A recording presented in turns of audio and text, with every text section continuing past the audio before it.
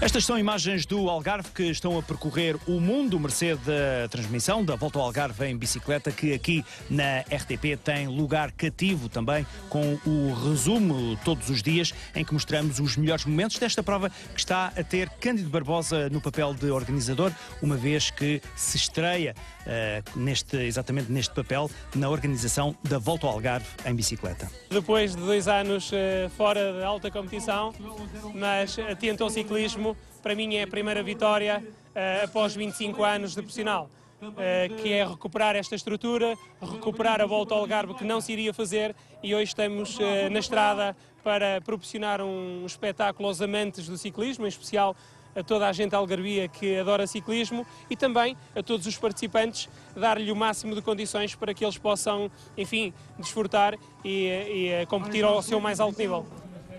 O diretor Cândido Barbosa agora. Marcos Chagas, segunda etapa com montanhas importantes. É, no fundo, uma entrada já do pelotão desta Volta ao Algarve, na região mais montanhosa mesmo do Algarve, que é a Serra de Monchique.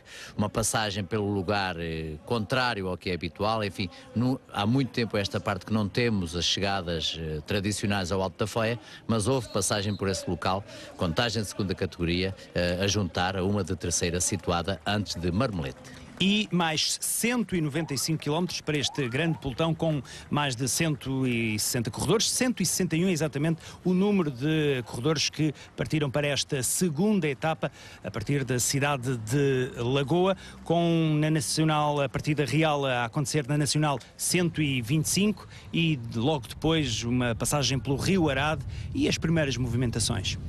Muita velocidade logo na fase inicial da corrida, aliás uma fase rápida também, e convidava a isso mesmo. A tentativa de entrar na fuga do dia, como sempre acontece, ou quase sempre acontece, neste tipo de características de etapa. E não deixou de ser curioso na passagem por Portimão a entrada do grupo, e aqui vemos já algumas unidades escapadas, no Autódromo Internacional do Algarve. É uma novidade.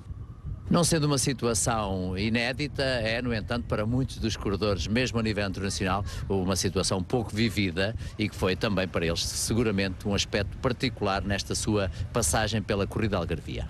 Exatamente, aqui onde aceleram os bólides de 4 e de 2 rodas, aqui tivemos as 2 rodas mais lentas com um grupo de 7 unidades que logo depois iria ter a composição de mais 3, formando uma fuga com 10 elementos e o pelotão depois a fazer-se literalmente à pista. É o caso, condições ótimas, bem que podiam fazer ali toda a etapa às voltas neste belíssimo percurso, mas curiosamente foi já na entrada do circuito, como referiste, que se começou a concretizar aquela que seria a fuga do dia. Inicialmente os 7, depois mais 3 e também esse aspecto a destacar na segunda etapa desta Volta ao Algarve. O facto de, desta vez, 3 representações nacionais estarem no grupo de 10. Nas bancadas não havia ninguém para aplaudir, mas ao longo do percurso havia pessoas para aplaudir, nomeadamente muitos estrangeiros que se deslocam ao Algarve nesta altura exatamente para apoiar os seus corredores favoritos, os seus familiares. Isso é uma situação que se vai repetindo e cada vez mais o número de pessoas de outras nacionalidades que surge ao longo das etapas começa a ser uma constante. Também isso acontece um pouco por toda a Europa, principalmente, mas em Portugal e no caso concreto da Volta ao Algarve, essa tem sido uma situação que se vai cada vez mais reforçando. Estavam ali alguns, aqui nesta subida para a primeira contagem, uma terceira categoria em Marmelete. Era a primeira dificuldade da etapa, depois grande parte dos quilómetros que se seguiam seria sempre à volta da Serra de Monchique, um percurso bonito, muito bonito, mas também mais exigente, claro. No pelotão, apesar de ter um representante na dianteira, era a equipa do Camisola Amarela, vencedor da etapa de ontem, a Blanco, que assumia o comando. Paul Martens, o germânico desta equipa a pedalar de amarelo, resguardado pelos seus companheiros da equipa, e os homens da frente iam ganhando vantagem. Ganhando vantagem porque, como dissemos, havia um representante desta formação e estrategicamente eles deixavam que a vantagem fosse aumentando e que se cifraria lá mais adiante, exatamente na região do Alto da Foia, nos 8 minutos. Aqui uma contagem, um arranque do italiano Manuel Boar, da Saxo Tinkoff, para a passagem no Alto de Marmelete, e ele iria fazer a primeira posição. Porque aqui está em discussão, ou neste caso a defesa da liderança de Sérgio Paulinho, que ganhara ontem porque se encontrava na fuga, seu companheiro da mesma equipa e o corredor italiano a fazer essa defesa de Sérgio Paulinho, sendo o primeiro na contagem de montanha de terceira categoria. Depois um representante da Vacan Soleil e também de um espanhol da Euskaltel Euskadi. Este grupo da frente com portugueses, Hugo Sabide, um deles. Alejandro Marque, o galego que agora representa a equipa OFM Quinta da Lixa, e ainda o britânico Thomas Swift Metcalf da equipa Carmin Tavira. Aqui com um equipamento mais escuro, exatamente o 155, e Alejandro Marque de equipamento amarelo e preto. Estávamos aqui no sprint especial em Marmelete, onde Hugo Sabide se distanciou.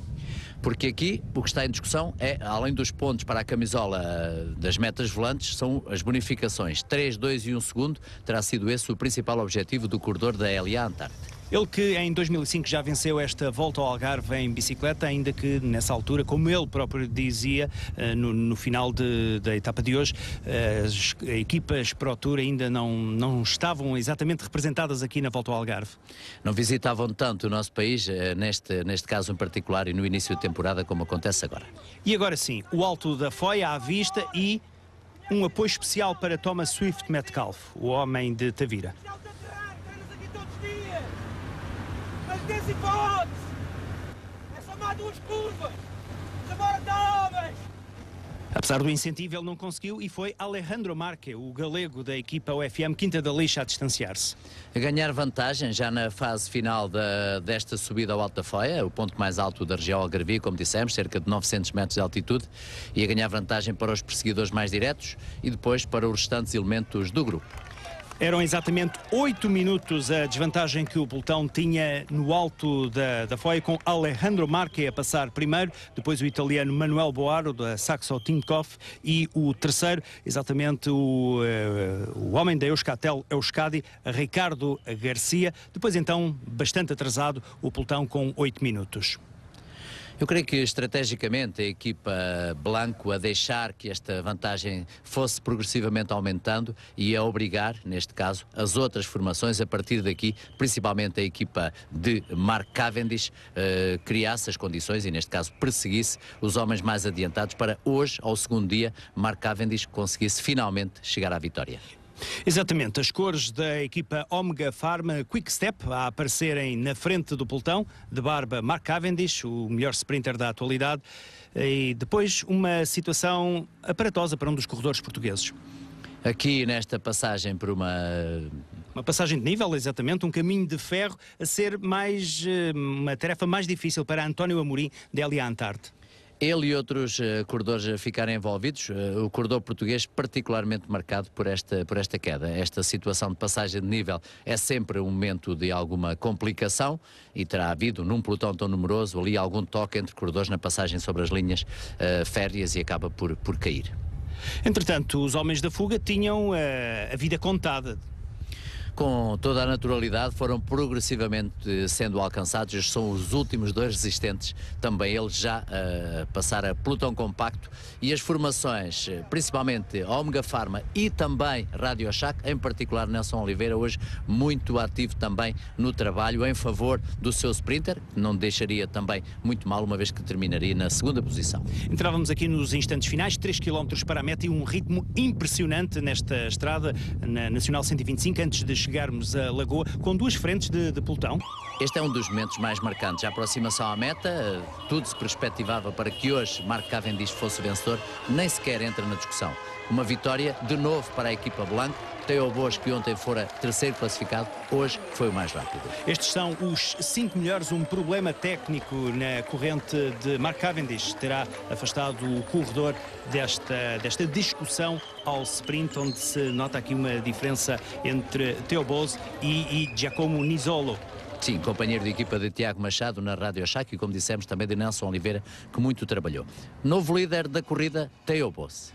Ele que venceu exatamente aqui no Algarve, numa prova de abertura, a sua primeira vitória como profissional. Esta já é a segunda vez que participa na volta ao Algarve. Dizer e a recordar-se que da primeira vez tinha sido bastante difícil para ele, não conseguiu aguentar, ao terceiro dia acabou por desistir, mas desta vez regressa com um andamento muito mais rápido e com outro tipo de sensações.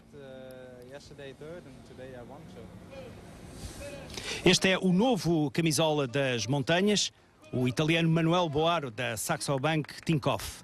E nas metas volantes, nos sprints especiais, Hugo Sabido. Subir ao pódio com todo com esta moldura de ciclistas que a Volta ao Algarve tem este ano é muito bom e é um feito muito positivo para a equipa LA Antarte.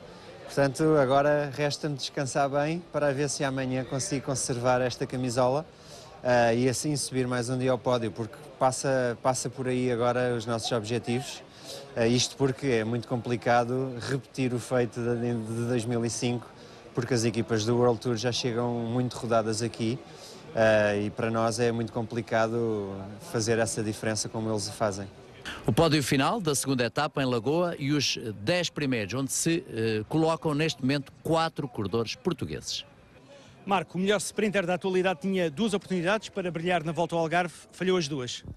Falhou as 2, se calhar por razões diferentes. No primeiro dia, pelo facto de ter havido ali uma situação complicada numa das últimas rotundas para a chegada.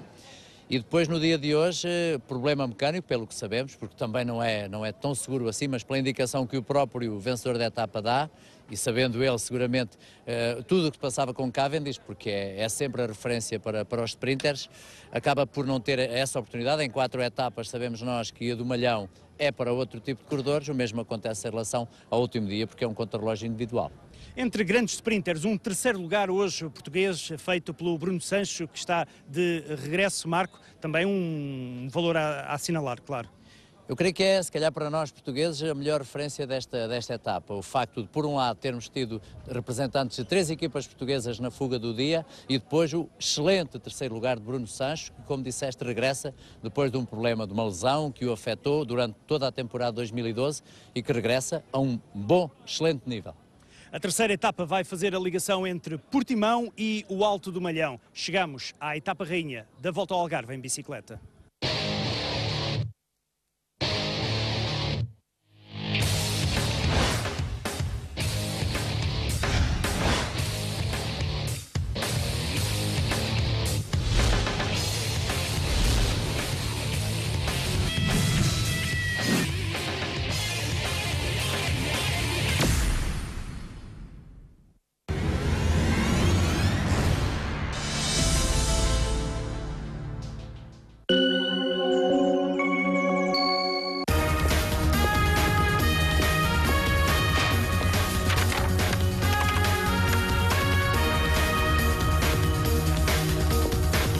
À meia-noite, toda a informação passa por aqui. 24 horas de notícias em 60 minutos.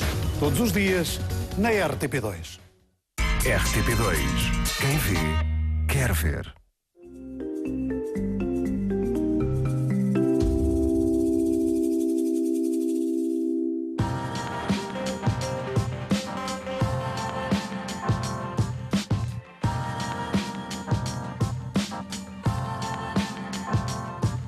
A Vila de Óbidos situa-se no distrito de Leiria e pertence à região centro de Portugal.